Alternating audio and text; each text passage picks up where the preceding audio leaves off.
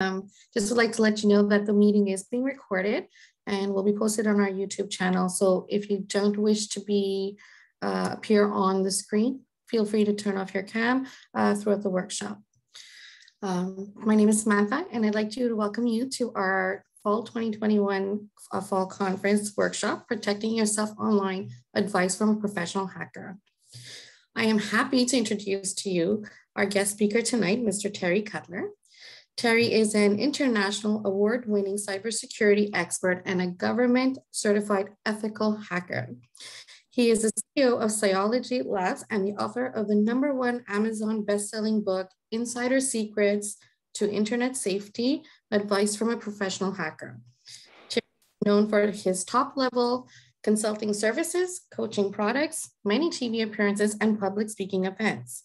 He is named to IFSEC Global's top 20 most influential people in cybersecurity for 2018, 2019, and 2020. Everyone, Mr. Terry Cutler. How's everyone doing? I have to, my screen sharing is disabled. You have to make me participate or make me host. Make me God.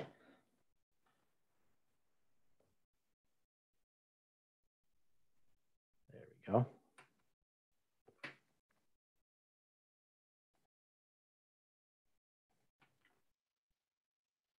Can everyone see the screen? Awesome. Well, I got to thank you so much, everyone, for the opportunity. I got to tell you, I'm both challenged and excited. I'm excited because I get to give back about a topic I'm really fondly passionate about, but I'm challenged because this material could last like 40 hours long, and I got to crunch this thing down to an hour's worth of time and make it as useful and as sensible as possible so you guys can take action on the information you're going to get today.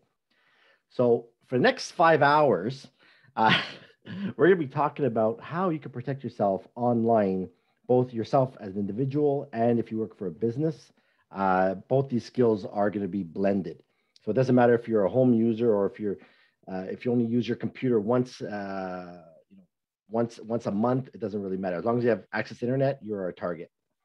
So my promise to you is that you're going to be much more aware of how cyber criminals are leveraging information about you and what you're posting online. And but the problem is there's no silver bullet to stop a hacker.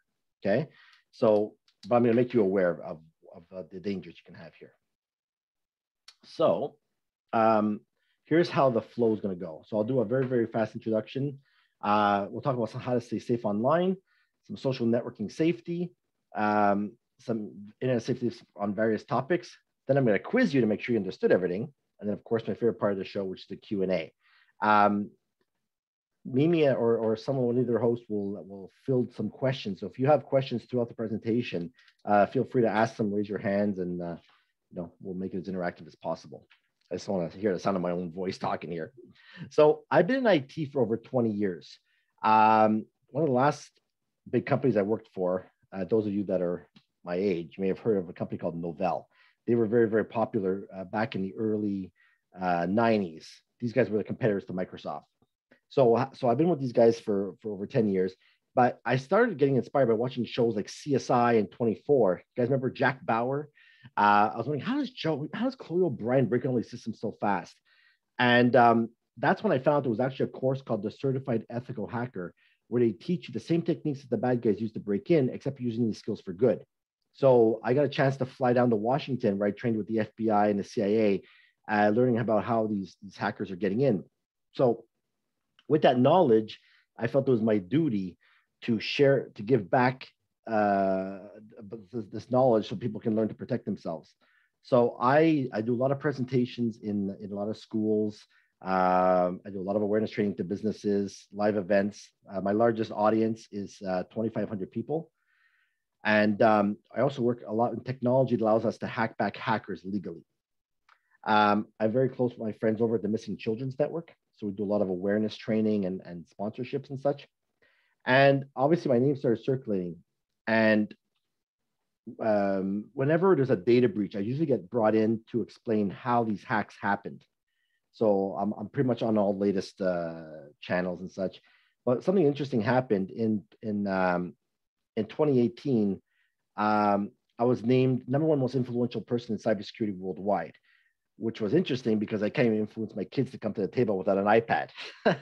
So I made the list for the next 3 years, and I'm also on the Chief Information Security Officer list of top 20, top 100 list of the world, which I still find interesting, but it's a lot of hard work to get on these lists. So obviously I couldn't be in 50 places at once, right? So I took everything from my head and put it into a digital product called Internet Safety University, which a lot of the content I'll be showing you today comes from the full-on membership area of this platform. So I currently teach to over 34,000 students from 150 countries. So it's basically I upload the content and they watch it like a bit of a Netflix type of thing. Then went on to write a book last year. I launched it in April, and it became a double Amazon bestseller. So the Kindle version and the paperback were fighting back to back. So the book is available at terrycutlerbook.com if you're interested in looking at it. It's both available on paperback, Kindle, and on Audible audiobook. So I'm the founder of Cyology Labs. We specialize in audits for our customers. So we get hired to legally hack into them, help them find all the holes before the bad guys do. And I have a partnership agreement in the back end, which allows me to deploy over 1,100 technicians right across Canada. So if ever you work for a big company and you have lots of locations that gets hit by a cyber attack, we can come in and help you do that. So we work with folks like TELUS, Garda, CrowdStrike. Some of you guys might not know these names, but we do businesses around the world. So Canada, US, Dubai, Bermuda, Saudi Arabia, or certainly not Saudi Arabia, but Algeria are some of the folks or some of the locations we usually work in. So we provide all kinds of services for types of companies like dark web monitoring. And I'll show you some of these things today of how you can find information about yourself that you didn't even know existed. So enough about me. Google is your friend if you want to learn more. So a lot of the content I'll be showing you today comes from the members area of Internet Safety University. There's actually a free masterclass that covers a good portion of this for free. So you can just head over to internetsafetyuniversity.com. And I'll share all these resources for free anyway at the end of this. So let's quickly talk about first staying safe online. So how many of you on this call know how to use Google? Now I know what you're thinking, right? Oh, Terry, you're such an idiot. Who doesn't know how to use Google? So how many of you guys really know how to use Google? So I want to show you some tricks right now of how you can find information about yourself or your kid online that you may not have known existed. Okay. So Google is aware of over a trillion different websites. Okay. So using combination of, first name, last name, maybe where you go, where your kids go to school or where you work is going to help us find this information. So the first thing you're going to want to do is go into the settings of Chrome, for example, and we want to turn off safe search. The reason for that is because if there's any profanity or cyberbullying or bad words, whatever, linked to your name, it's not going to show up if safe search is turned on. So you want to turn that off. So I'm going to use my name for this demonstration because the last time I used somebody else's name, inappropriate content showed up. Okay. So I don't want to have that happen again. So you can do this exercise as well, either with me or this event is being recorded. And I'll show you the video series at the end that you can also watch it. So I'll just type in Terry Cutler, and you can see that we've ended up with almost 600,000 results. Now that is way too much information to find out about somebody, and I am definitely not that popular. Does anyone know how I would actually remove how would I be more specific about this search? So if you said put quotes around the name, you're correct. So if you put quotes around the name, I now drop from 600,000 to almost 23,000. So what we've done here is we've asked Google to look exactly for what's in between these quotes. And by the way, these tactics work really well for your kids' homework. Okay, so if any big projects are happening, like for example, there was one project somebody did on a big blue whale or something like that. So if you type in big blue whale into Google, it's going to look for the big blue whale as separate searches. So the same thing happens here. So if you look for Terry Cutler, it's going to look for Terry and Cutler as two separate searches. That's why we ended up with 600,000 results. So now we've said, okay, look for exactly what's in between these quotes. But this is still too much information about somebody. How would I add more detail to this? Well, the first thing you want to do is maybe add maybe a profession that you have, maybe where your kids go to school, where you live, maybe your phone number, or maybe your kids belong to a sports team, or you do. You want to add something that you think is related to you. So in my case, I'll just put the word hacker. So if you notice now, we've dropped from 600,000 to 23,000 to under 6,000. So we're getting more specific now. But the problem I see about this search is I already know about terrycutler.com and LinkedIn and Security Week. I already know about this stuff. How do I remove this from the search? You would use the minus operator. So Terry Cutler with the word hacker, minus terrycutler.com, minus Security Week, minus Facebook, minus this, minus this. And what's going to happen here is you're going to end up with content that you may not have known existed. So when I do this exercise with the kids in school, sometimes they find articles from the Montreal Gazette, for example, because they took their photo during a sports competition or something. So you never know what we're going to find because somebody else posted it there. So you also want to check under the images to see if anyone's tagged you anything. So you can see here in the middle, someone's tagged me in a bunch of toilets. But this is actually a legit photo, and I'll talk about that later. So you want to make sure you also check under videos and news to see if anyone else is there. Now, during the events, not many people find a lot of information, or they don't put a lot of information in their profiles, and so they feel safe, right? So I asked them the question, how safe do you feel? They're like, no one can find me. So I wanted to show you a tactic that we use of how we can actually find information about you and track you right to your doorstep with barely any information in your profiles and such. So hopefully the sound works.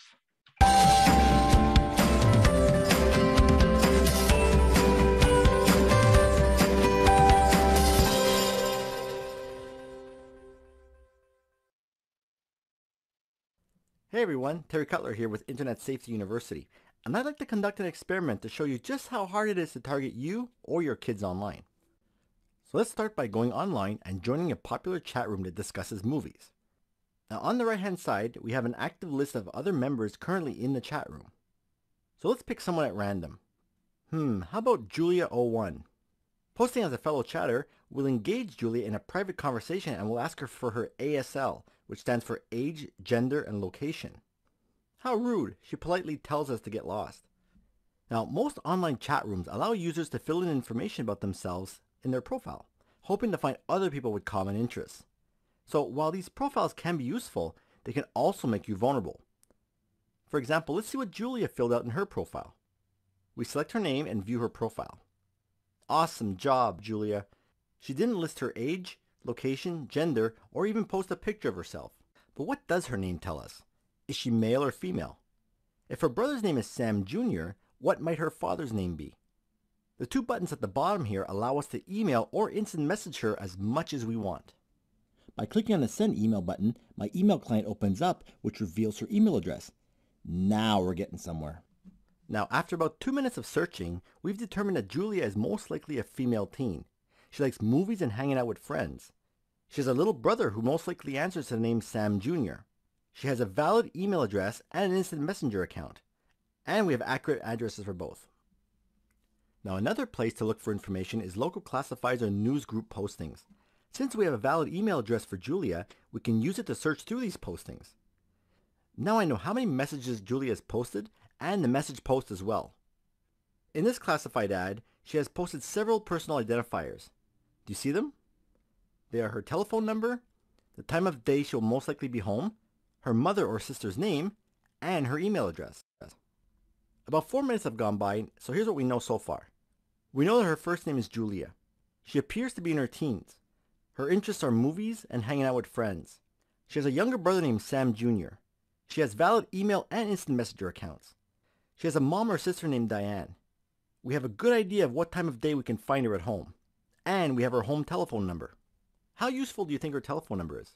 Even if we only had her area code, we can quickly use it to get an idea of her geographical location. Let's quickly ask Google where on earth this area code is.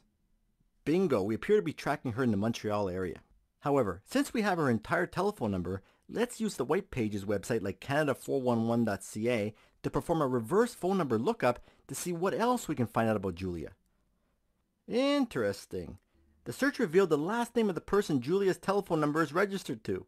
This could very well be Julia's last name as well. As a side note, if you Google your phone number and it reveals too much information, you can simply make a request to the website administrator to remove or change your information. As for Julia, we now have her last name. And not only that, the search also revealed her address too. Point Calumet. I'm not familiar with that place. Oh look, how convenient. I get directions to her house with one more click. Now it guides me step by step on how to get from where I am to where Julia lives. This is so great. Seems a little too far for me to drive just to get familiar with her area. Since I'm lazy, I'll just use Google Street View to drive around her area and see what it's like. By going to maps.google.com, I can enter her address and I can instantly see her house. And what's even cooler than that is that by dragging this little yellow guy here at the bottom right onto the red balloon, it will allow me to panoramically view the streets and the houses in Julia's area. Wow, this is so convenient, I tell you. Now, what about schools in the Point Calumet area? I wonder if we can find out where Julia goes to school. That should be pretty easy to track down actually. So let's go to an online search engine and put in schools Point Calumet. Our search reveals a few local schools. We can read articles about events in which these schools have been involved. We have the street address and directions for the schools. But most importantly, we can link to the school's websites. That will allow us to find even more detailed information about the school, such as class times, lunch schedules, and possibly pictures of students. It's been 15 minutes since we first identified Julia in the chat room. Let's review what we figured out about her in that short period of time. We know that she's a female teen. We know her first name is Julia Doe. Her email address is julia01@sciologylabs.com. She likes movies and hanging out with friends. She has a brother named Sam. She collects or trades movies. We know her full name of her mother, father, and brother. We know her home telephone number is 514-555-5514. We know she's probably home by 6:30 on weekdays. Her mom gets home from work by 6:30. She lives at 555 15th Avenue in Point Calumet, Quebec, to which we're able to get specific directions to her front door. And finally, we know what schools are closest to her home. I hope. Pretty creepy, huh? So one thing you could do is if you find information about yourself that should be removed, you can open up an account with Google, and one of the tools they offer is called Webmaster Tools, and allows you to remove URLs for content. But one of the things we've noticed is that if, let's say, well, here's a perfect example. I have a friend that had a bad write-up in the Montreal Gazette, and what happens is that article is ranking so high that it's affecting his job. But the thing is, Google will not remove that link unless the Montreal Gazette removes it first. Okay, so you have to be careful with that. Now, one of the things that a lot of people, not many people are familiar with is what's called Google Alerts. What's really great about this is that it's kind of like it's kind of like automating your searches. You can ask Google that whenever the keywords show up for, let's say, your name or your child's name or school or whatever it is, the moment that the article comes out and Google indexes it, you're going to receive an email with your keywords. So in my example, I searched for my name, and whenever I did an interview and when it went online, I received an email like this. So this is a story about a case we did, but we're reporting on it, where some kids were plotting to murder another student. And what happened was they didn't realize that one of the kids' devices was synchronized to the parent's iPad. So the mom was able to see all the text messages going through. So she alerted the police and they were able to stop it. So how many of you guys know anything about viruses, worms, Trojan horses, logic bombs, social engineering, rootkits, botnets, and zombies? Well, not many people do, but it's actually a threat to you every hour of your day. Every time you check your email or you download a file or somebody sends you a message, one of these things could possibly attack you and take control of your computer, your phone, whatever it is. So we all know what a phishing attack is, a phishing email. This is not, they've gotten more sophisticated now, so you're not receiving any more Viagra emails and such, right? It's basically an email that, entices you to try and click on a link you're not supposed to. What about farming? A farming site is where you receive an email that looks like it came from your bank. and it's asking you to sign in, and you give away your credentials. Okay, so there's a whole group of cyber criminals in the back end waiting for you to type in something so they can reuse it against you. You may have heard the term botnet. This is where your computer becomes infected because you've installed something you didn't know was malicious, and you, along with thousands and hundreds of thousands or millions of other computers, are now part of this big zombie network. And it's all controlled by a bot master. He can go around and say, okay, all you millions of computers, go attack Microsoft. And it kind of simulates, remember back in the 90s, when you listen to a radio show, like you'd be the ninth caller through to win some tickets. And all of a sudden, everybody's calling at the same time. You get this fast, busy signal. Well, that's because we overloaded the phone system. So it's the same concept here. All these computers go and overload a website or a service or something. Another very popular attack is called the man-in-the-middle attack. This happened quite often, especially pre-pandemic. What happens here is that you might go to a coffee shop, and a lot of you guys love to connect to free public Wi-Fi. And so there's nothing stopping someone like me, for example, going up to Starbucks, for example, and loading up my own laptop with a Wi-Fi. Says, Terry's free fast Wi-Fi. They're like, oh, I love fast Wi-Fi, so you're gonna go and connect to my system. But what's happening here is I can intercept your traffic. So between you and the system you're monitoring or visiting, I should say, and I might be able to decode your passwords. I might get access to stuff. You never know what we're going to find. So it's very important you stay away from public Wi-Fi. One of the most dangerous viruses you can get on your system is called a rootkit. This is where, if this gets on there, a cyber criminal can have full access as if he's sitting at the keyboard. He can do everything from turning on the camera without the light going on. He can monitor your keystrokes, modify the operating system. He has full control of as if he's sitting there, okay? And he's watching and spying on you. So I'll quickly talk about some of the latest internet scams and frauds that you should be aware of. So everyone on this call has a porn star name, okay? So the way it works is you pick your date of birth, your month of birth, and you pick your day, and that's your porn star name. So I'm known as Kitty Terminator. So take a second to introduce yourself. But the reason why I bring this up is because there's so many people that love to fill out these quizzes about, what Disney horse most resembles you, or what, where you're going to be in the future. So they don't realize when you answer these quizzes or surveys, you're actually giving out a ton of information.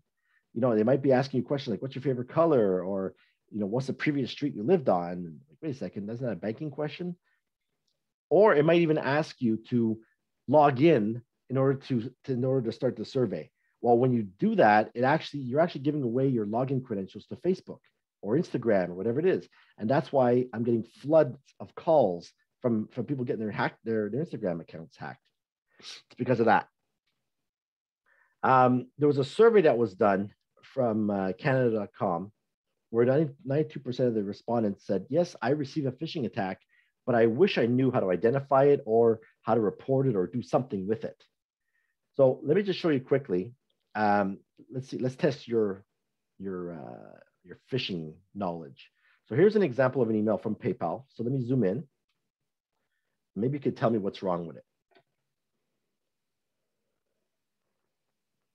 Well, one of the things you might look for is the from, right? It makes no sense who this is coming from. The other thing is you need to learn to hover over links before clicking on them. That means just put your mouse on top of it, don't touch it, and it's gonna pop up a link of where it's going to. So the resolution center here is saying, yeah, it's gonna go to paypal-secure-check.com. That is not PayPal, okay? And I'm gonna show you a real demonstration of what happens when a victim is conned. What about this one? Came from Bell. So same concept here. The from account is wrong. And if you hover over the link here, it's going to dynatome.se, which is a site in Sweden. Obviously, that's not Bell. What about this one from Air Canada? Now, the Jonathan account, I purposely blanked that one out. This was actually an email that was received here. So if you hover over that link, it wants you to go to gamingworld.hr and it wants you to download a zip file. Well, what do you think is inside that zip file? There's a thing called ransomware, which you may or may not have heard of, but you've definitely seen it in the news lately. And I'll talk about that in a second. One of the things you're going to be receiving is what's called a spear phishing attack. You've heard of phishing attacks, but a spear phishing attack means that a cyber criminal has gained interest in you and he's researched you online. And he's taken the time to learn about what you're posting, your habits and such. And his goal is to send you a really specifically crafted email in order for you to click on something. For example, like we do these tests. We get mandated by companies to do these tests on their employees. So in one example, I found an employee that went to a conference a couple of months ago, and I sent them an email saying, "Oh yeah, I was at the same conference last year. Here's a link to my photos," and they clicked on it. Okay, so one of my roles in my job is called social engineering. Okay, which I'll talk about in a second. But let me show you what a spear phishing attack really looks like. So a couple of years ago, I was keynoting an event at Finance Montreal, and this person tweeted about my event a couple nights before, and I said, "Okay, I'm going to make this demonstration really targeted and very realistic." So I did some research on this person, and I found out that this person works for a professional services company that requires people to enter their time. Okay, so this person tweeted about the event a couple of nights before, and it doesn't give me much information. Lilu MTL. So I click on her profile, and it doesn't give me much information, but I see that she has a website. So if I click on the website, it says, "Oh, okay, her name is Aurélie Pavot, and she works over at Dynex Physio." Okay, cool. The next place I would typically go to find more information about somebody would be LinkedIn. And we look her up, and sure enough, yeah, she used to work at Dynex Physio, now works for Agda Group. Never heard of it. So by doing an advanced Google search, we could type in site:/agda.ca with the word login in it. Now this command will ask Google, show me every single web page that belongs to Agda that has the word login somewhere in it. And sure enough, it has these Replicon time submission systems. I'm like, all right, here's what I'm going to do. I am going to send her a spoof email to make it look like it came from her time management system, and it's going to ask her to sign in. Okay. So the first thing I would typically do is create what's called a lookalike domain. This is where it's a website that looks like your company, but it's misspelt. Okay. So like, for example, Netflix with 2 Fs. Okay. McGill. So people wouldn't really pay attention to this. So I want to show you right now what it looks like, kind of like a behind the scenes look over my shoulder of what happens when someone is sending you a phishing attack. So I'll start off by creating my campaign. This is where the scammer will have hundreds or thousands of emails that he'll upload into it. Now I'll just be using my personal email for this demonstration. Now I'll configure the web page that you'll be interacting with. Since this is more of a targeted phishing attack, I already know a little bit about my fake victim by what she posts online and who she works for. So I'll send her a special email instead of sending her a link to a bank that she doesn't even deal with. Now I know that my fake victim works for a professional services company that requires consultants to enter their time. And I also know which time management solution they use. So I'm going to go to the original website that has a login page, and in one click, I can clone it. Now that my web page is set up, I'll configure the email addresses I'll be sending this to. Now since I would have been hired for this test, I would have entered as many email addresses as possible that belong to this company that I'm attacking. But again, for this demo, I'll only use my email address. I'm all set up to go, so I'm going to push the start button. Now I get a pop-up to confirm that I want to send one email to the target list. So I'll click OK, and here we go. Now I just got a confirmation that all my emails have been sent out. One email, that is. So on the victim's end, she just received an email that looks like it came from her time management system. Now because she opened up the email, I as the attacker can see in real time that she just did that. Now I want you to pay attention to something. By now we should be conditioned to hover over links before we click on it. And that's really great. But the attackers know this, and there's a way for them to make you believe you're going to go to the right place. I apologize for all the blurred spots in this video. It's because it was a real case and I can't show you. So you can see that the link is pointing to the real company website.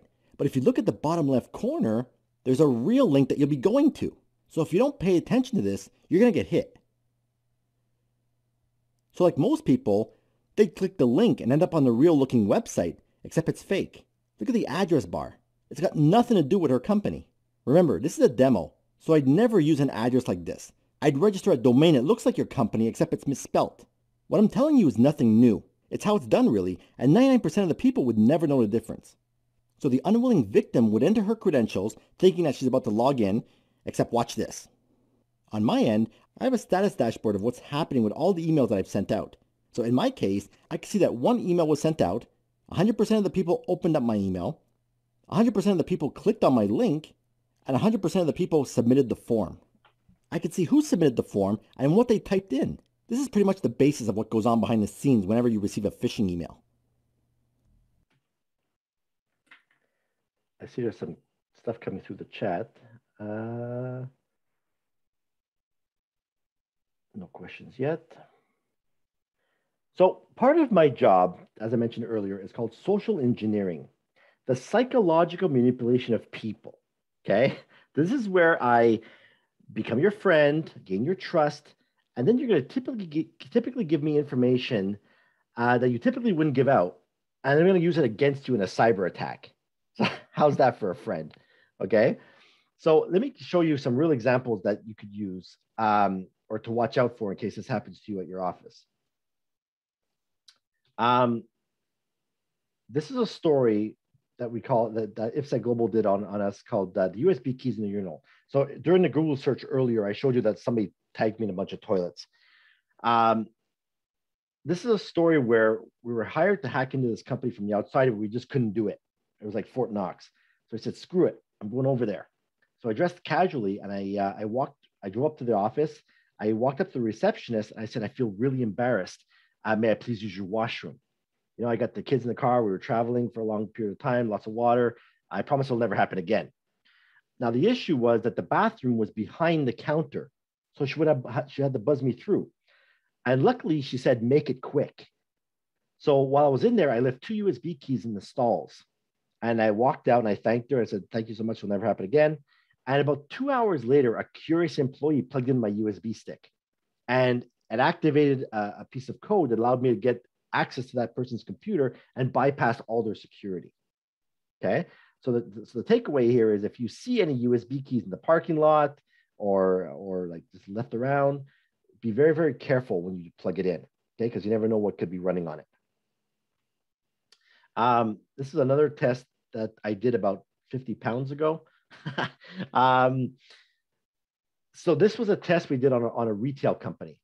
So I walked into one of their stores and I looked for the least looking paid employee that had the headphones on, that was stocking the shelves. And I walked up to him and said, hey, yeah, I'm from IT. We're doing an upgrade on the system. Can you let me into the server room? And luckily they said, yeah, okay. So they brought me in the back into the control room. And sure enough, I'm in the right place. But I said, okay, I'm here. We're in the right place. I'm going to go for lunch and I'm going to come back with my colleagues. We're going to finish the upgrade. So I go for lunch and I come back with 2 other ethical hackers. Eric and Sylvia are also, they do a lot of ethical hacking. And we went back to see the same person. I said, okay, we're here. And they gave us the key.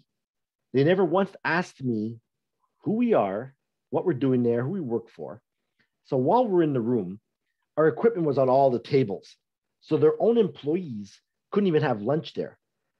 And not one single person asked us what the heck we're doing there. And within 3 hours, we compromised the whole company to a point where I was able to create my own key cards and walk into the head office.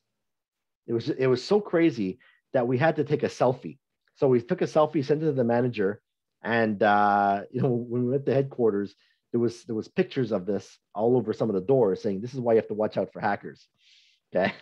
So always make sure that when you see strangers in your office and such, make sure they have proper identification, like a key card or some type of identification somewhere, okay?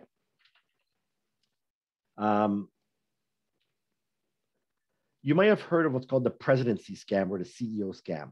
This is where, some of you guys, because we have a mixed audience, one of you guys might be a CFO or control the money at the company. And it looks like you received an email that came from the president saying, hey, we're working on this secret project.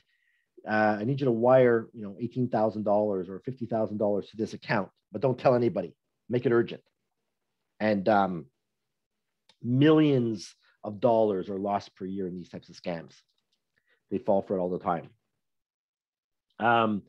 Same thing can happen here where, in this case, it was a company in Ottawa where they got access to the back end of their email system. And the criminals were in there for months. And they were snooping through everybody's emails. And what happened was, there was a point where they were waiting for funding from a US company for $500,000. So they saw this email come through. They created a bunch of fake other email addresses that looked like other employees. And they sent an email back to the company that was going to send them money saying, you know what, we've been having problems with our Canadian account. Can you wire the money to Hong Kong? And here's the bank change form, because they had access to the change form, the digital signatures, pictures. They had all this access to all these things. And sure enough, they sent all that information in, and the US company wired the money to Hong Kong, $500,000 down the drain. Okay, so the FBI is still looking into this. You may have received what are called mobile phishing attacks, or smishing. It's where you're going to receive an email on your phone saying you've just got a new Interac transfer, accept the funds, or pay your bill online via text message. The moment you click on that, a couple of things can happen. It could try to infect your phone, or it's going to try to steal your credentials, your login and password. Same as the voice phishing, right? A caller will call you up and leave a strong worded voicemail, such as, the Canada Revenue Agency is after you because of your social insurance number, right? How many of you guys have ever received that call? They're also having an issue where they're infecting websites and cloning it, like I just showed you. This happened to a colleague of mine. He got frauded $444,000. What happened was he received an email that looked like it came from the VP of marketing of the bank. And so like a fool, he clicked on the link and ends up on this website that's from Russia, but looks exactly like the bank in question. And he entered his client card number, password, and his two-step verification token, or the fob, we call it. And the criminals logged into his real bank and wired the money out. But what's interesting is that the bank had no protection in place behind the scenes to stop this. For example, he's never wired that kind of money before. And nobody from the bank called him or stopped it. Maybe you made a mistake. You added an extra zero. Nothing was stopped. There was no stoppage of his account. For example, he always logs in from Montreal. Now somebody's logged in from another country. There's no stoppage. We actually had to go to court against this bank, and we won. So just think that when you deal with your bank, you're going to see on all the homepage, if you're a victim of a phishing attack, you're on your own. But there is some recourse you can have against the bank because they don't have all the proper protection in place to secure you as a customer. How many of you guys have ever received a sextortion password scam? This one blew up my phone in 2018, and it still continues today. This is basically you're going to receive an email saying, hey, you don't know me, but your password is this. And it's your real password. Like, holy crap, how did this guy get my real password? And, he's got video footage of you. He's infected your computer, and he's got video footage of you on an adult website. And he's going to share this information or share this video with all your friends unless you pay $2,900. So just know that this is a scam. And what happened here is that they've got a hold of these hacked websites and hacked password dumps that allow them to decode your password and then send it to you because it was very weak. And we're going to fix that up by the end of this presentation, by the way. So that's what happened to a colleague, or not a colleague, but a customer. So Arnie is a lawyer, and he was very, very concerned when that happened to him. You may have heard of the romance scam. Especially during the pandemic, there was a lot of makeups and breakups. And a lot of folks are on dating apps, and they're connecting with people they've never met before. And next, they're sending money to people they don't know. So the average, or every year, there's Canadians lose about almost $20 million to these scams. And I'll show you a real case that hit home for me. What happened was somebody was trolling me and took copies of my photos and my kids' photos and created a fake profile. And what happened was they created a profile on Facebook dating, and they were obviously connecting with this woman in Brazil. So obviously, with my dashing good looks and my superhero body, she just couldn't resist. And what happened was she was conned out of $67,000. And what's interesting is she never once spoke to this person on FaceTime, or she never even saw the guy. So you might be thinking, how does someone fall for this? And to a point where they send email or send money of $60,000 to someone they've never met before. So I've spoken to psychologists and such, and apparently when you're in this scam, like you're in their bubble. Like they don't believe they're in a scam until it's too late. So this person reached out to me saying, "Are you the Terry Cutler hitting on me?" So we wrote a blog article about it and what you could do to avoid this scam. You may have heard of the 419 scam. This is where you're going to receive an email from Naomi Shuragaba from Nigeria, who has a relationship with your long lost uncle and has gold. Okay. So what they've done now is, most people would delete this, but in some cases, some of this could make sense.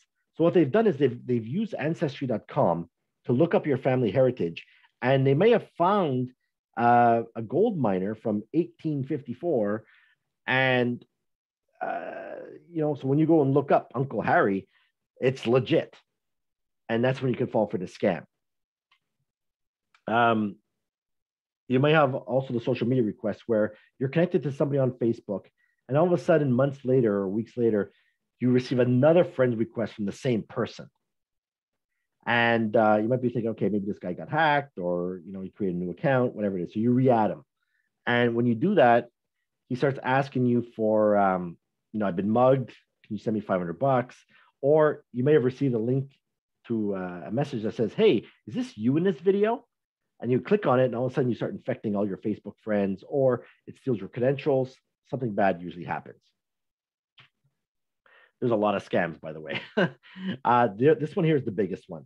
It's called ransomware. If you get hit with this, you're in a lot of trouble.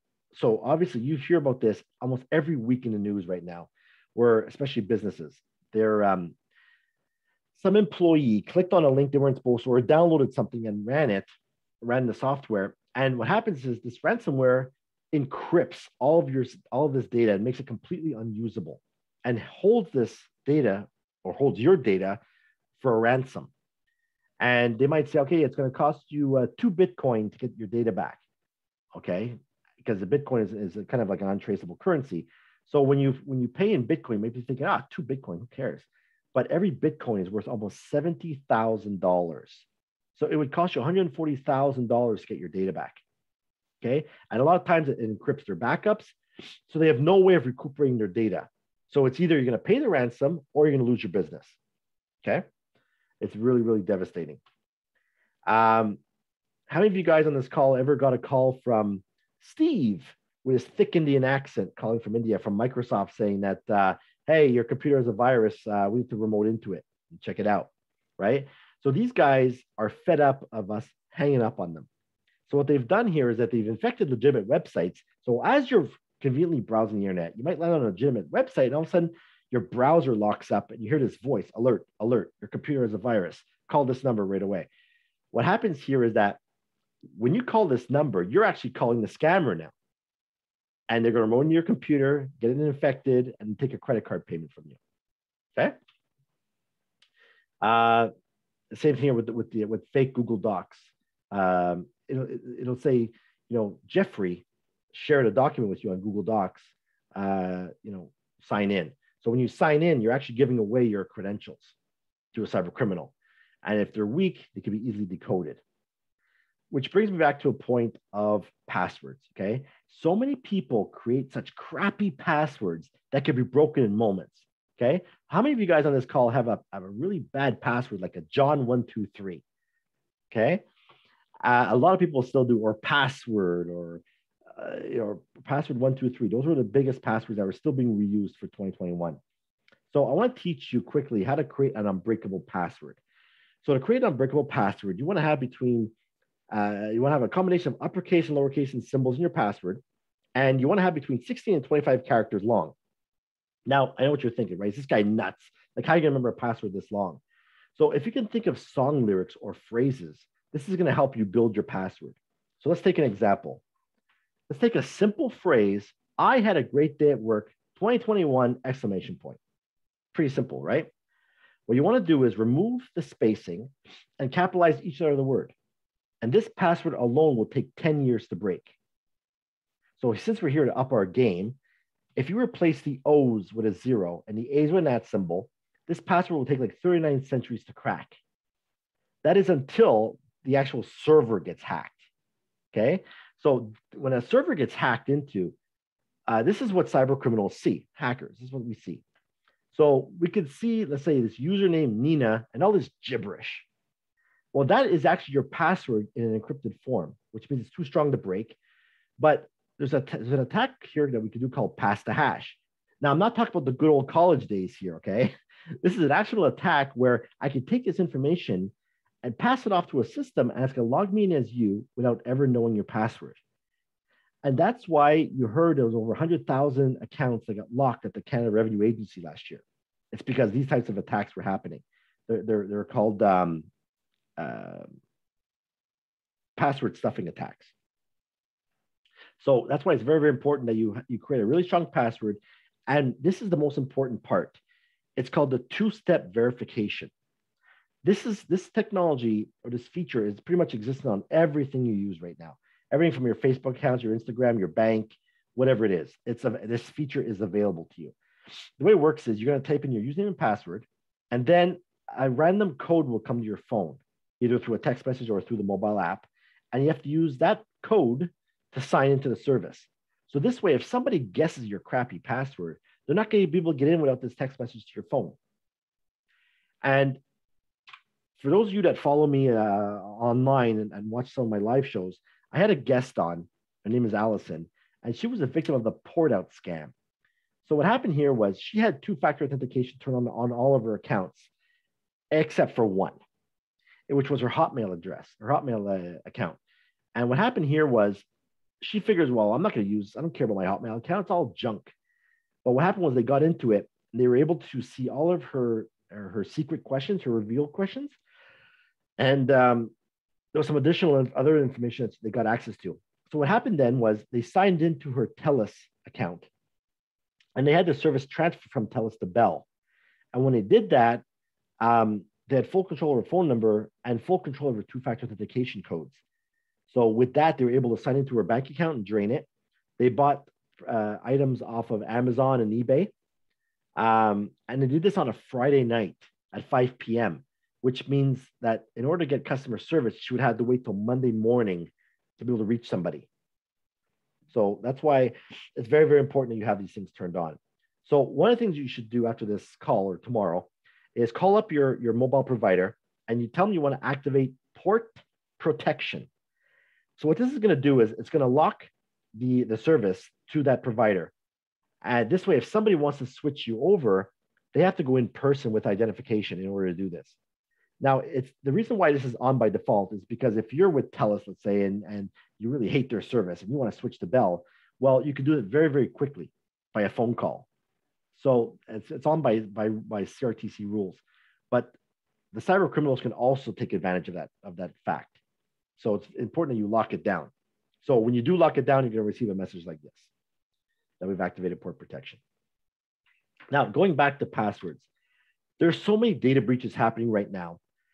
And you want to know if maybe your password has leaked onto the dark web. Okay, this is the underground website, the underground internet, we'll say, the dark web or the deep web. This is where the cyber criminals trade access and contraband or whatever you want to do. If you want to hire an assassin, you go to the dark web. Okay, everything is there. So one of the websites that exists is called Have I Been Pwned? This website stands for like, have I been owned, which is hacker talk for have I been hacked? Have I been owned? So you can just go into Google, type in have I been, and all of a sudden that website is going to show up. Then what you're going to do is you're going to enter your email address, and it's going to tell you if you're part of a data breach. Now, you might be thinking, Terry, why would I enter my website, my email address into this website, and they're going to take advantage of my email? Well, this website is actually controlled and owned by this guy named Troy Hunt, who is the cybersecurity director for Microsoft. So he built this website and collects all these database dumps, to help your audience to see if they've been hacked. Okay. So same thing I mentioned earlier. This is a service that we offer as well for dark web monitoring, where the moment your company's email address and password show up on the dark web, we would be immediately notified and send it to you saying, hey, your password is leaked. But it doesn't mean your company got hacked. What's happening here is that maybe you want to register a website with Remax.com. Okay. So instead of using your personal Gmail account, you use your corporate email address. And then let's say Remax gets hacked and your password was weak and they cracked it. Well, so a lot of times people use the same password everywhere. And what they'll do then is log into your real corporate email and get access to all the contents of your inbox, which causes what's called a business email compromise, which could put your company at risk. Okay. So let's quickly talk about social networking safety. So a lot of your kids play Fortnite online. And you may have heard last year or even year before, but this is still happening yet. You may have heard of what's called the Momo Challenge. It's where this random dude contacts your child saying, you know what? I know who you are. This is your password. Like if you don't do as I say, I'm going to hurt your parents. Crazy stuff happens. It got to a point where law enforcement had to get involved, and they were doing like sextortion attempts. Like, if you don't take naked photos of yourself and send it to me, I'm going to, tell all your friends at school, something, But it got out of hand. So the law enforcement came in and started advising kids at school to be careful. We see a lot of sexual exploitation happening online as well, through these games and such, and the promises of a better life. So this is happening a lot to teenage girls in high school, where they're being lured right out of their home, and the parents don't have a clue. Okay, so because back in the day, remember, if you're watching something on television and your parents were in the kitchen and they didn't like what you were listening to, they would come in the room and change the channel on us. So the parent was being active. But now with the kids today that are online majority of the time, the parents don't have any clue about what they're doing there. Like, they don't understand the communication technology. Some of them barely know what Snapchat is. So these are all ways that kids can hide stuff from us. Another thing that's been going around too is these TikTok challenges. So you may have heard one called Licks, the Licks Challenge. This is where students have to film themselves vandalizing the school, and so it's to get likes and followers. So it's very important that you pay attention to what your kids are doing online. One of the things I want to bring into this presentation was internet safety for kids, because there's a lot of luring happening right now. And, I talk to the missing children often. There's some crazy stories that they tell us. And so I want to add that in here so we can address this. This quick sidebar here is I'm going to show you talk about some sample cases, and especially the terminology and the steps to how your kids are being lured. Okay. So the stats are showing that 1 out of 5 kids is being sexually solicited online the moment they're connected. I believe it's more like 5 and 5.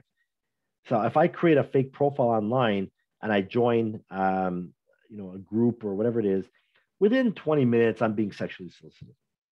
Okay. It doesn't matter what age I put in my profile. There's always somebody talking about sex all the time. And it's at the point where, like I said, girls are being lured into prostitution directly from from Facebook or Snapchat or some type of social media. So it's even got to a point where, especially these crazy guys in the U.S., where they live stream having sexual acts with, like, say, a 3-year-old, and the other person that's also doing the live stream is also having sex with a young child as well.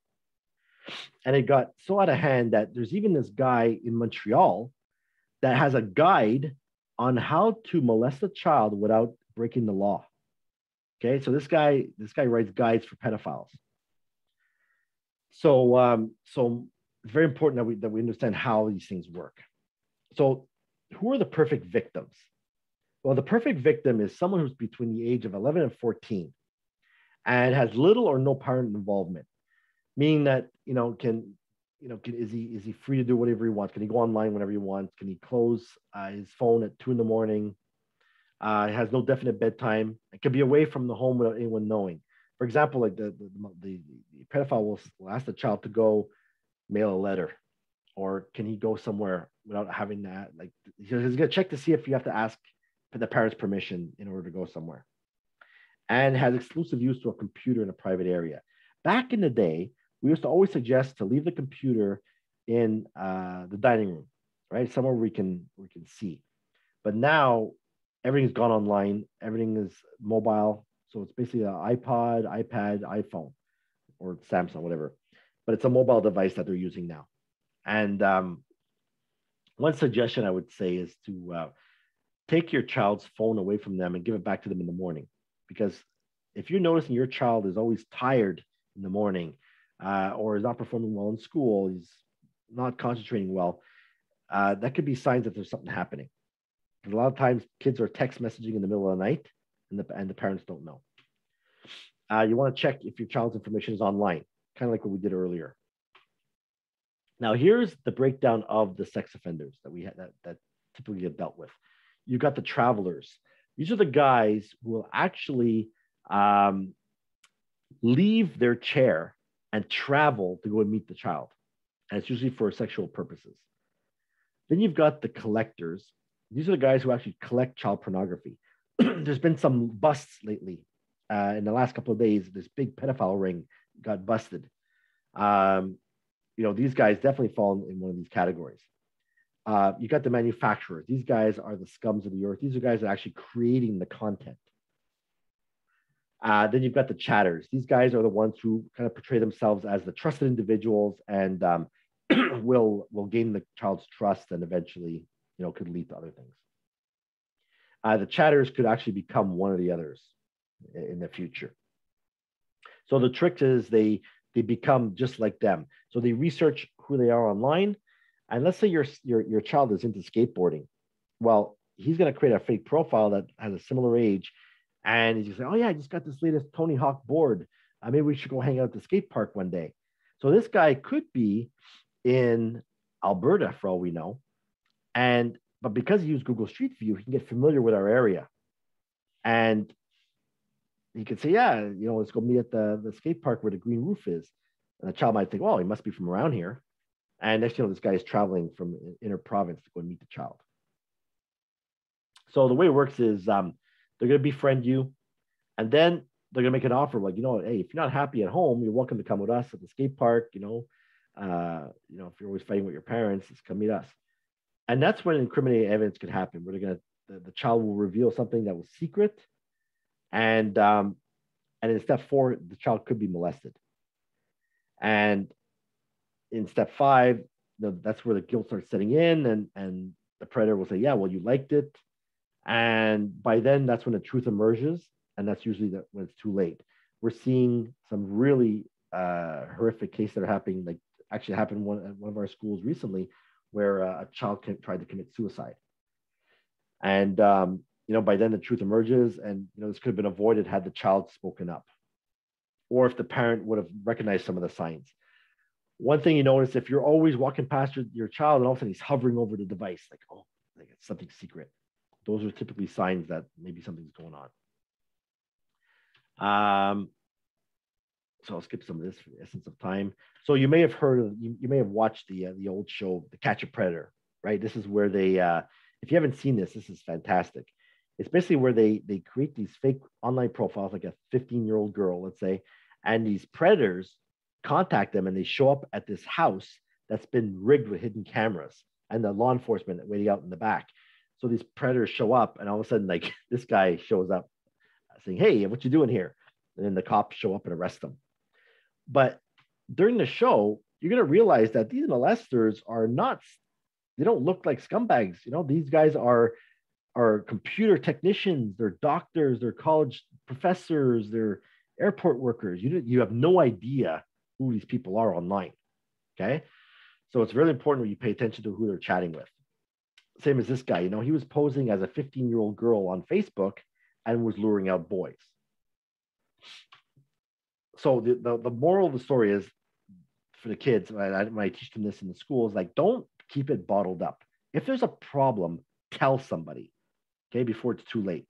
Tell your parents, tell a teacher, you know, law enforcement, do something. Just don't keep it bottled up. And never have them do webcam with strangers, you know, never with adults and such that they don't know. There was a big thing that was happening not last year, 2019-ish. There was a term called swatting.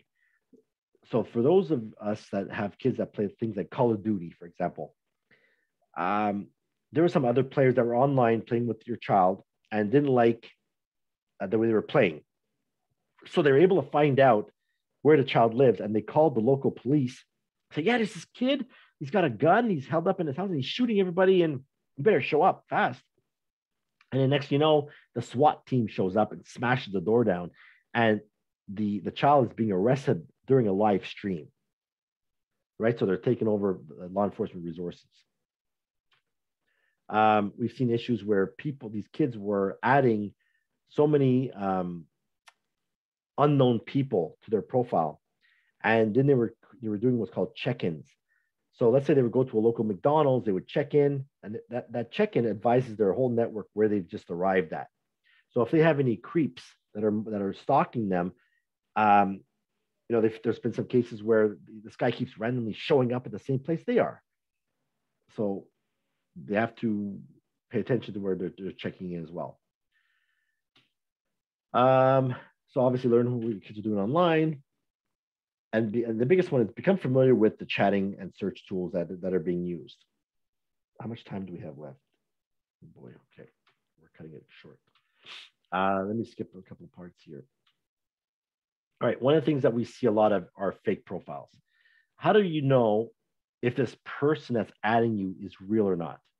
Well, let me show you quickly how you can do that. So the average person has about 140 friends. You know, there's activity happening on their profile on a regular basis. Whereas a fake friend may have over 700 friends, and you know, the last time they updated their profile was like 6 months ago. So in a real example, this attractive person added me on Facebook, but I had no idea who she was. So I want to show you quickly how you can find out if this person is real or not. So the first thing you want to do is save this image to your computer. Then you're going to go to images.google.com. And what you're going to do here is you're going to take that image and you're going to drag and drop this into Google Images. And what's going to happen here is Google is going to look at this image, analyze it, possibly find out who it is, and where else this photo is being used online.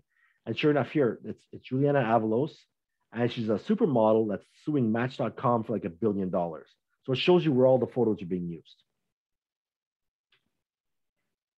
The next thing we're seeing a lot of is sextortion. A lot of adults even are doing this. This is where you're sending inappropriate photos to someone else. Now you have to understand that the moment you send out a naked photo, you no longer control it. Okay, so you don't know how it's going to be used. I've had some friends that are in the film industry that they did a movie, 20-something years ago, and somehow somebody got a hold of that footage and leaked it. So it affects her career. And one thing that can happen later on is called revenge porn. It's where they're going to use these photos against you. Maybe you're a politician, maybe you're in public eye. They're going to try and use these photos against you. So here's a video that was sent by the Missing and Exploited Children that shows what could happen if you become a victim of revenge porn or sextortion. Hi, Zach. Here's another video from my special guy. I can't believe we haven't talked all day. I wish you went to my school or a little closer so we could finally meet. Hey, kiddo. Dinner in an hour. Don't spend too long on the phone. Okay,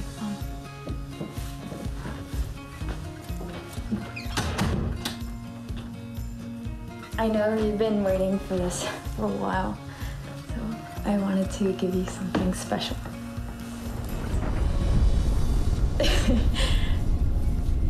Is this okay?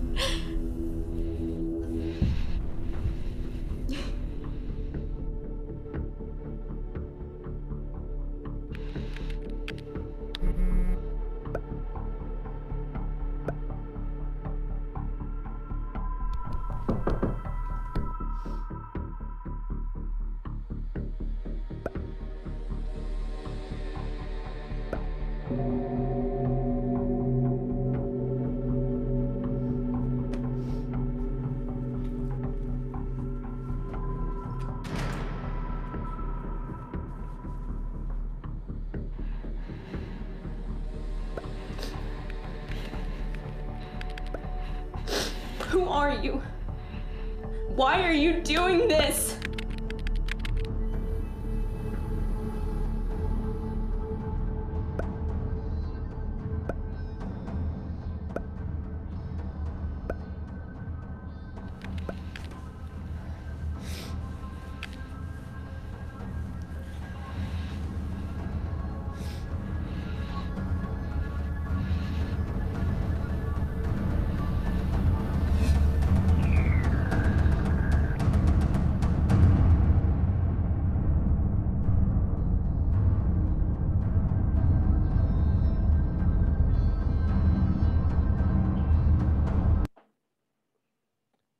Do we have any questions so far? Like, I don't want to be talking the whole time.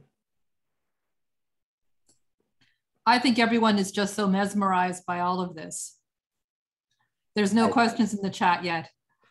I think I may have I added so much content to this presentation. I have a lot more to go. So I'll try to slim this down. I know we'll respect everybody's time here, but I'll make some stuff available for you that you can watch this at your own pace. So we spoke quickly about some solutions and strategies. Obviously, the two-factor authentication is key. Now, let me ask you the question. If your computer was ever compromised or got hacked or something happened to it, how would you know? Like, what signs do you think are going to be happening here? Like, you know, usually I have everybody yell it out, but for the essence of time, we'll just put it up on screen. So your antivirus software will start detecting problems. Hopefully you have antivirus, because a lot of people use the free stuff, and that is not sufficient to stop today's threats. That's the biggest question I get. Well, what's the biggest difference between a free antivirus and a paid version? It's because with the free stuff, they're analyzing the attacks that are happening to you. And what they do is they take that information, they put that into the paid version. So it's much more advanced. So, but the paid version has so much more capability. You might get pop-ups, disk space starts disappearing, or this is my favorite one. Terry, my mouse is moving by itself. Is that normal? No. Maybe you should, like, you know, shut it off or disconnect from the internet because you don't know what's being taken out. Same thing for malicious software or malware, we'll say for short. If you notice changes to your internet browser, I mean, this is happening a lot where, let's say you go to google.com as your main homepage, and all of a sudden now it's changed to ask.com or some other site. It just randomly changed. Well, those are signs that maybe some malicious content is on there. So the common question I get is that, well, Terry, how do I know if I've been hacked? So I did a YouTube video about that. It has about 350,000 views on it, but I made a newer version recently that shows you how to use some free tools that will allow you to find out if you've been hacked. So one of the tools is called Glasswire. So that you can get this free tool at glasswire.com. And basically it's going to show you what's happening on your computer, like how much data is being used, you know, who the computer is talking to.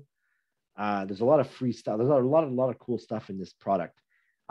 If you're ever interested in looking at it, you can head over to glasswire.com. And if you end up buying one of those pro versions, you can use my code Sciology, and it'll give you, I think, 30 or 40% off. So you're welcome. Let's talk about some safety and secure practices. Make sure you back up your data very, very frequently. And make sure you have an off-site copy, which means that at nighttime, you should take a backup of your computer while it's disconnected from the internet, and then disconnect that backup once it's done. So this way, if your computer ever gets infected, it's not going to destroy your backup. Okay. I'll give you some quick suggestions on how to tighten your computer security. So the first thing you want to make sure is that you have, you enable your Windows updates to Windows 10. Hopefully you're on Windows 10 or 11 by now. You want to do is you want to click the start button, type in check or Windows update, and you want to do a check for Windows update. The first thing you're going to want to do is go to the advanced options and turn on give me updates for other Microsoft products. So this way, if you have Office installed, it's going to download updates for pretty much all the Microsoft products in one shot. You also want to make sure that your Windows update shows the latest check time and latest like up-to-date time. It's so ironic. Today I got a call from a university that's using pirated software, okay? And their Windows update process is broken because it's like a cracked version. So the last time this thing updated was last year. So they're so vulnerable right now. They're asking, is there a way we can secure this? No. So again, I'm just going to go quickly through this because for the essence of time. One of the questions I always get is that, well, if I have a Mac, am I more secure than a PC? The answer is yes for a Mac right out of the box, because when you're a Mac user, you are just a regular user at the beginning, and you have to actually give privileges to the application in order to function. Whereas as Windows, you're an administrator from the start. You have full rights to your computer, which means if you get hacked, well, that the attacker has full control of your computer from the start. So this is really going to be quick. There's a way you can actually secure your PC like a Mac, but this is going to be too long to do this during this presentation. Let me just cut to other stuff here for you. Physically protecting your computer from threats. This is important because now now that you see that traveling is started up again, and sometimes people leave their computers unattended, or they forget it in a taxi, or they get stolen. Something happens. You have to understand that if I have physical control of your computer, I can put in a USB stick or a CD-ROM, boot off of it, and I can actually blank out your password. I never have to know your password. Just blank it out, and I'll have full control of your computer. So never let anyone use it. Don't leave it in your car overnight or in a taxi. Be very, very safe with your laptop. There's some technology that your IT guy can install on your computer called a BitLocker, which will it'll encrypt the data. So this way, if someone steals your laptop, they're not going to be able to use it without your codes. You want to make sure we back it up daily, like I mentioned earlier. You want to lock your computer when you step away from it. So with Windows, it's Windows L. If you're on a Mac, it's Shift Control Escape, and it's going to lock the computer. This was fun back in the day where, you know, if you're at work, an employee left his computer unlocked, you would go up to it. Okay, yeah, I'm paying lunch today. So that was funny back then, but now it's actually a violation if you're caught doing that. We learned how to create an unbreakable password, and then you want to buy a cable lock. This is basically a device that wraps around furniture and connects to your laptop. So this way, it's going to be hard for somebody to walk off with it. Same as when you start going into hotels again. If you have to leave your computer in the hotel, make sure you put a do not disturb sign if you go for dinner or something like that, because they're going to think someone is still in the room. So they're not going to come in. And of course, avoid public Wi-Fi, right? Because I mentioned earlier, the man-in-the-middle attacks. We got 10 minutes left. Let me just move quickly to Terry. Yep. I have a couple of questions that came in the chat. Can we maybe ask some of them? Sure. Yeah, go ahead. These parents. Christina, I think you had a question. Do you want to just turn on your mic and ask? Is she there? Yes, thank you. Hi. Hey, Christina. Hi, how are you? Great, you? I have children that go to a school board where we feel there's some not so safe stuff happening with their email addresses.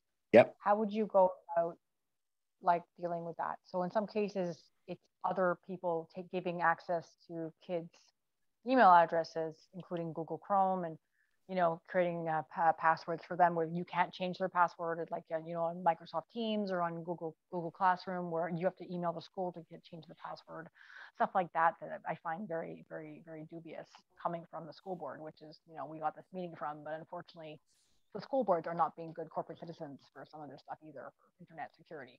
So the kids are sharing their passwords, basically. No, they're giving us the password and we cannot change it. And it's only a 6-letter password that we have. They email us, and we're not allowed to change it.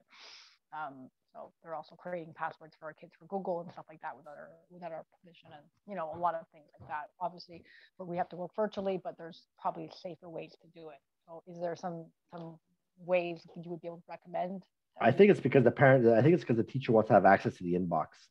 And they create you all kinds of things for online websites that the kids use. All kinds of stuff, but you as a parent, you do not manage any of your kids' passwords on any of their school platforms. And I find that talking to the Parents Association, we need to have a training about that, because that's where there's a lot of issues with kids. And it's if you notice that you can't, if you notice you cannot email them, you can't send your kid an email from an exterior account. I don't know if you noticed that. No, you can.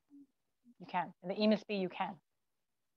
You can email them on their eMSB account. So there's a lot of security issues we find linking to the school with online passwords and online websites. As well, the eMSB uses a tracking software that every email they send opens up to, like a tracking software through a middleware that it tracks all the activity through the emails they send. So we do find that there's a lot of issues with the school board in terms of how they're managing internet security. So what I want to know is, how do you recommend we go about addressing those issues? Because we're concerned about the safety for our kids. Thank you. It's a good question. I mean, they all have their own policies. Like for Lester B, for example, my kids, I cannot email them. It just vanishes, or it says this person cannot receive an email from an exterior account. It's got to be from within their network. No, from eMSB you can. We've already tested it. You can email. Weird. There's a lot of issues. Yeah.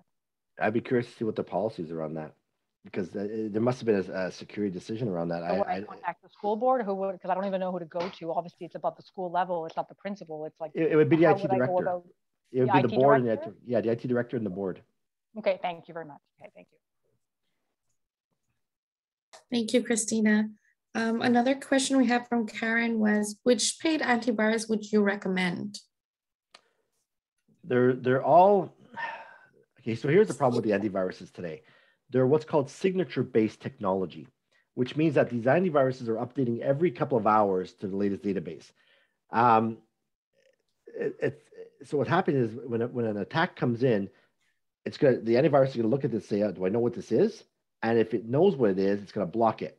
But if it doesn't know what it is, because now it's like the latest attacks are always changing, it doesn't know what it is, lets it through. So the newer antiviruses have to have what's called behavioral technology built into it. So those technologies are thousands of dollars, so not hundreds of dollars. So I would use a combination of maybe something like Kaspersky or Malwarebytes, the professional versions, because those are going to look for weird behaviors. It's going to look at what you're surfing online, and if there's any links that might be malicious, it's going to stop it. And it has an anti-ransomware piece built into it. but it's consumer protection or consumer grade protection. It's not going to be like enterprise quality. So I definitely the Malwarebytes for sure. I would definitely get. And I think it's like $60 for 5 computers. It's very inexpensive. Perfect. Another question from Amanda. Question is, kids online learning and breakout rooms where there is not a teacher present in those rooms. As a parent who is working full time while the kids do virtual school during COVID lockdown, it's hard to monitor what the kids are doing, what they are sharing, etc. What are your thoughts on this? Kids need to learn online safety, but it feels like kids have gone from 0 to 100 in many families because of the pandemic. Are there classroom platforms that are safer than others? Yeah, it's even a learning curve for me, because I have to try and stay up to date with this stuff, and I'll show up in a presentation and some kid will mention some site that I've never even heard of, and I got like, oh geez, I got to start learning this stuff too. The advantage they have is that they're always learning through their friends, right? So their friends are always checking other stuff, and they're like, oh yeah, you try this, try that. Obviously, we can't keep up. But the breakout rooms, same thing. They don't have any concern for privacy, and that's going to be a big problem, because a lot of kids are doing inappropriate stuff online, which can come back and haunt them later on if they want to find a job or things like that. So the school board has some monitoring technology, from what I understand. Most of them do. We have to sit down with them to see, okay, what has my child done all week? They may have a report that maybe explains, if they try to go to inappropriate sites or try to play games, but again, they're going to wait, or worst case, they're going to wait till they get home where they're unrestricted. So that's true. Okay, thank you. Another question is tracking devices on kids' phones, etc. As parents, I think sometimes we think this is a way to know where our kids are and that they are safe, but is this actually just making them more susceptible to danger? I don't think so. I definitely track my kids online, and I explain it to them, say, hey, if you don't let me track you or whatever, I'm taking that phone back. I paid for it. I own it. And yeah, definitely. I want to see what they're doing online, but remember, there's no way to find out, all the location. There are some places, if you get access to the phone, yes, you can find out what they're doing online most of the time, but the kids are never going to give you their passwords. Unless you threaten to take away their devices, or you have a special game plan in place where they're going to share the password, or you have a good communication skills with them. But you have to understand what they're doing online, like what tools they're using, how to search through their history, their browser history. Especially Snapchat, for example, the messages disappear after the message has been sent or read. So there are some techniques you can put to keep the messages on the phone. So for those of you that are technical on the phone, you can download some forensic software, which allows you to extract all the messages out of the device. So it's very, very difficult, because everything now is encrypted. So you can't just like see what they're doing online. It's all encrypted. Very difficult. Thank you. Next question. Do you have a paid VPN that you would recommend? Yeah. The one I like to use is, you may have seen it on television. It's called NordVPN, NordVPN.com. Now, the thing though is that with these VPNs, it's usually used for shady purposes. It's because you want to watch US Netflix, or if you want to go to these pirated sites that have latest movies that have been ripped off or whatever it is. It's not necessarily normal for somebody to have a VPN enabled on their machine all the time. And people think that, if I have a VPN, I'm going to hide my tracks online. That's not the way it works. If your computer has been infected, the cyber criminals will always get the latest IP address from the system. So it doesn't matter if you're using a VPN or not, there's still people get in. So unless you absolutely need to hide your tracks or do some investigative work, I don't see why you need to really have a VPN. Okay, perfect. And another question is, any recommendations for safety tracking devices that lock them out of bad sites online? Yeah, I guess for hard. Yeah, that's hard to do. It's very, very hard to do. There's some parental control you can have directly right in Windows or on a Mac. There's some stuff you can do at the router level, but the problem is that these lists are not always up to date. So it's very, very difficult to do. And here's the thing: let's say you put all this protection in the network, and these kids have a mobile device. Well, what they're going to do is they're going to disconnect from your Wi-Fi and go on 5G and continue browsing without any security. So they're always trying to find ways to circumvent the system. Those clever little hackers. I think that's it in the chat for questions. Does anybody else have any other questions? Feel free. I want to respect everyone's time. I know there's only a couple minutes left, but let me just show you where you can get these free resources.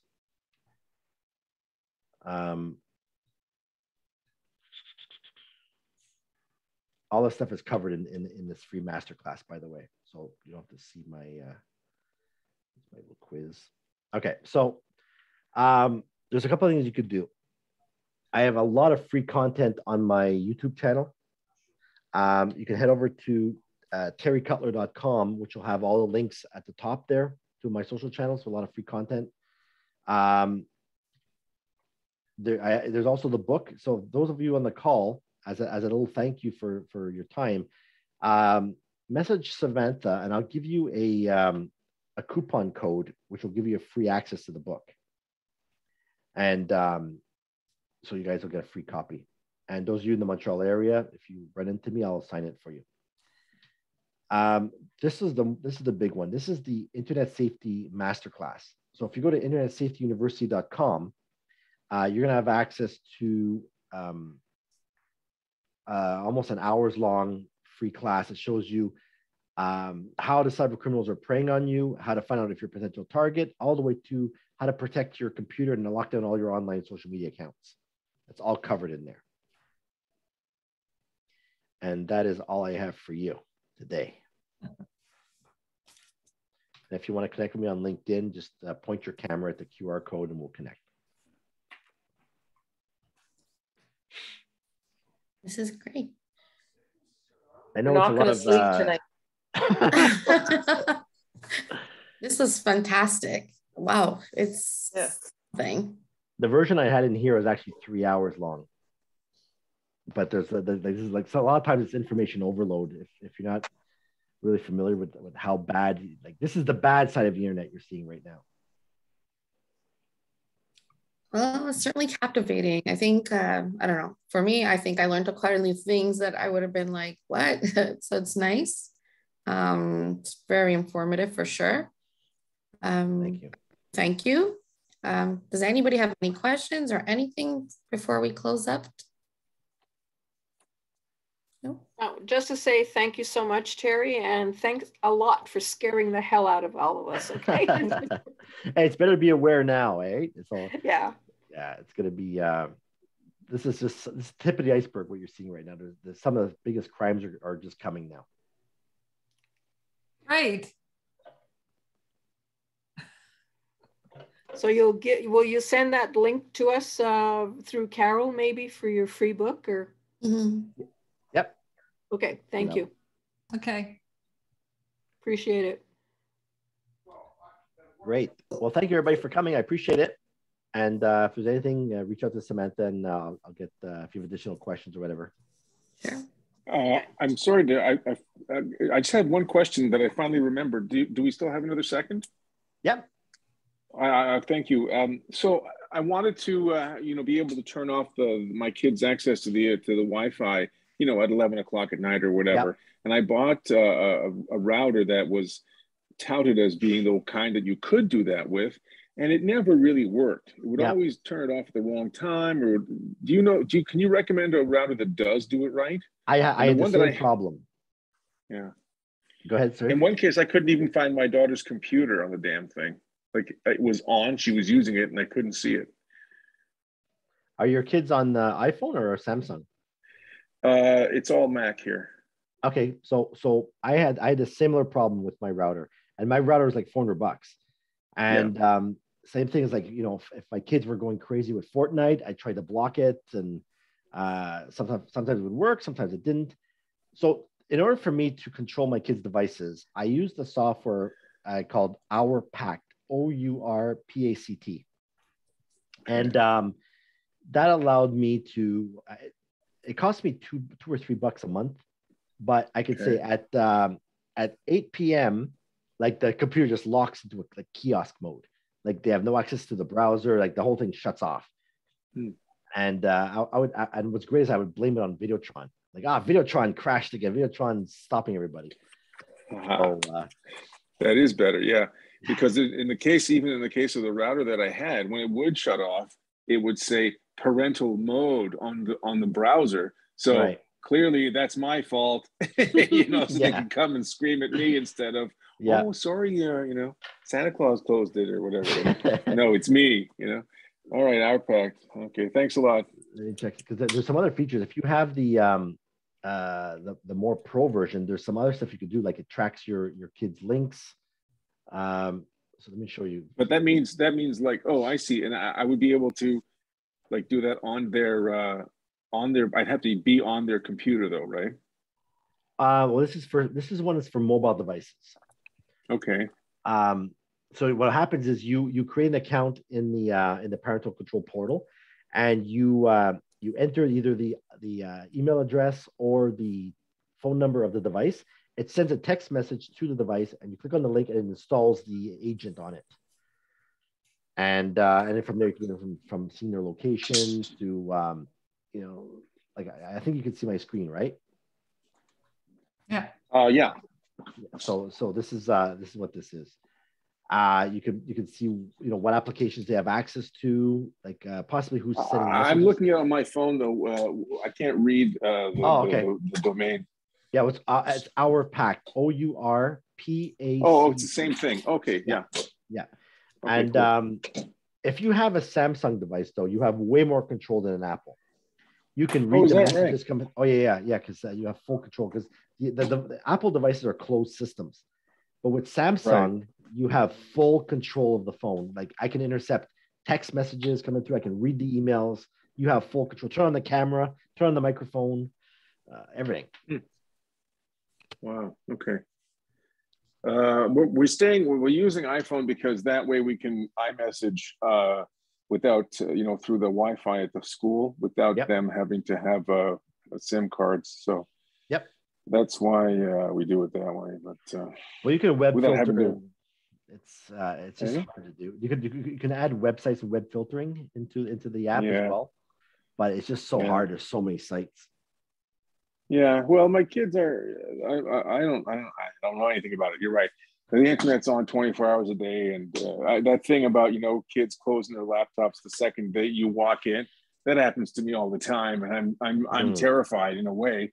Although I don't know. Anyway, well, if you know their password, time for you to snoop, because if you notice things like their browser history is deleted, that's a problem. Oh yeah.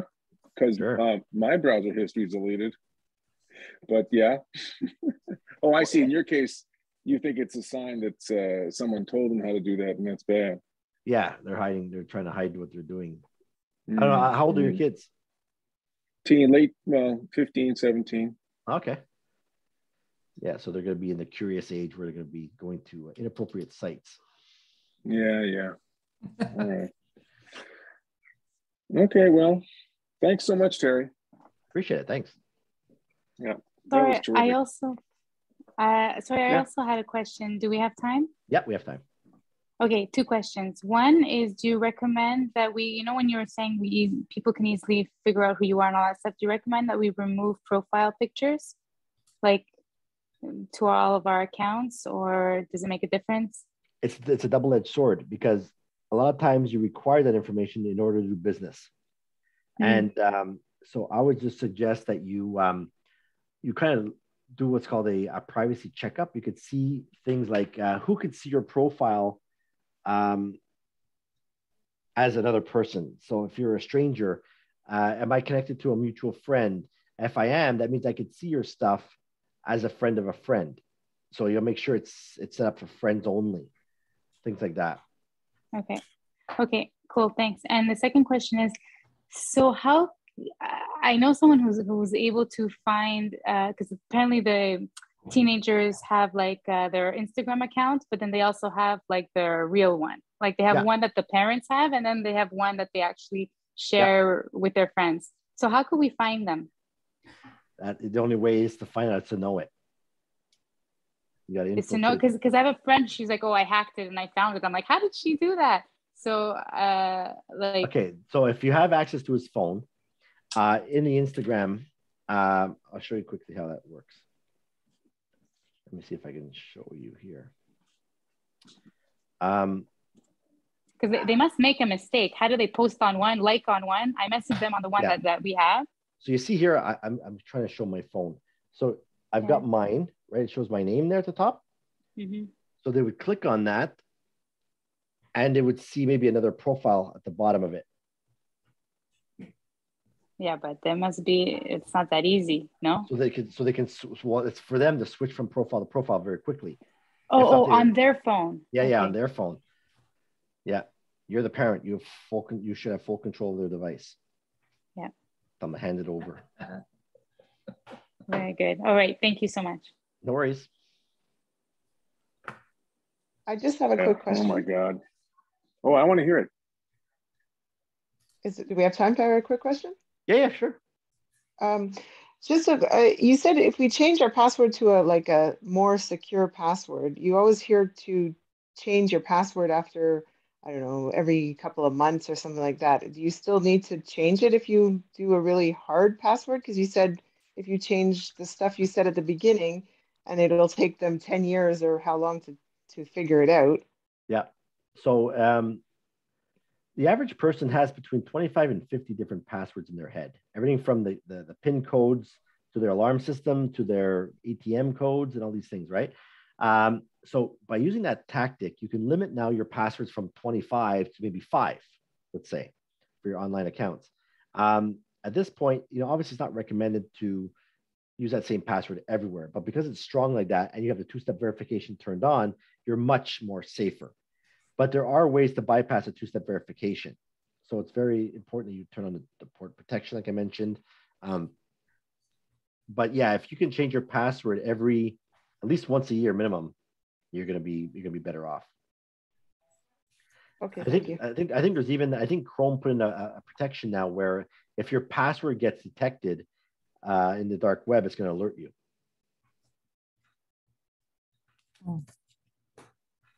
Who has that? Google Chrome. If they detect the Google password, like your Gmail password. Yeah, or any other password that you have saved. Well, any password that you have saved in the keychain, it'll find. It'll detect if it's been leaked.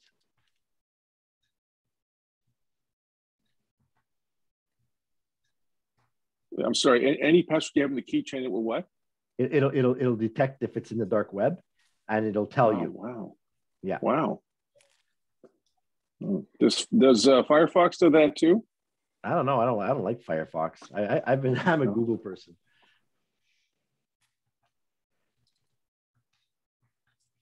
I like how they spy on me. Very subtle. Right. All right. Well, that's great. Thanks so much. I have a question. Oh, by the way, what router do you use? I'm on an Asus. Really? Okay. And how much? Which is it? The very expensive one? Like the one I bought was a Linksys, and it cost me like $300. It's supposed to be great for, high speed stuff. Yeah. I have. Of course, that was 3 years ago. Price. Yeah, mine was around the same price, same 3 years ago as well. But now I switched over to Helix, and seriously, I mix. Wow. I'm on the fence with it. Okay. But the router is actually pretty cool because it's linked up to this real time. It monitors for malicious IP addresses. So if your machines are under attack, or you're visiting a site, or there's an interception coming in, it's going to actually alert you saying that, hey, this thing is blocked. So I was surprised with what they had. Boy, that's really impressive. I didn't know that. A question. Hang on a second. What? Do you do presentations with high school students on etiquette, online safety?